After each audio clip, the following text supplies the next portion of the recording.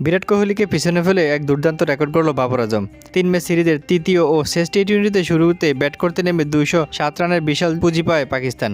এদিন দলের হয়ে খেলতে নেমে 50 দেখা পেয়েছেন অভিজ্ঞ ব্যাটার বাবর আজম। আর এই অর্ধশতকের মাধ্যমেই নিজেকে এক অনন্য উচ্চতা নিয়ে গেছেন তিনি। হারিয়ে গেছেন ভারতীয় ক্রিকেটার কিংবদন্তি বিরাট কোহলিকে।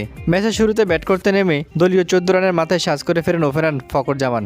পরের উইকেটে নেমে 5 রানে থামেন দলনেতা সালমান আলী আগা। তারপর ব্যাটিংয়ে নামেন বাবর আজম। ওপেনার সায়েম আইয়ুবের সঙ্গে 69 রানের জুটি করেন। সায়েম 65 রান করে আউট হলেও ইনিংসের শেষ ওভারে পর্যন্ত টিকে থাকেন বাবর আজম। ব্যাট হাতে খেলেন 36 বলে 50 রানের অপরিদ্ধ একটি ইনিংস। এটি বাবরের 39তম আন্তর্জাতিক টি-20 50, যা দিয়ে তিনি ছাড়িয়ে গেছেন বিরাট কোহলির 48তম 50 রেকর্ড। গত বছর টি-20 বিশ্বকাপ জয়ের পর আন্তর্জাতিক ক্রিকেটকে বিদায় জানিয়েছেন কোহলি। তারপর থেকেই রেকর্ড ভাঙার অপেক্ষায় ছিলেন বাবর আজম। সে অপেক্ষার অবসান ঘটলেন অস্ট্রেলিয়ার বিপক্ষে গুরুত্বপূর্ণ ইনিংস খেলে। এই তালিকায় তৃতীয় স্থানে আছেন ভারতের সাবেক অধিনায়ক রোহিত শর্মা 37টি হাফ সেঞ্চুরি করে।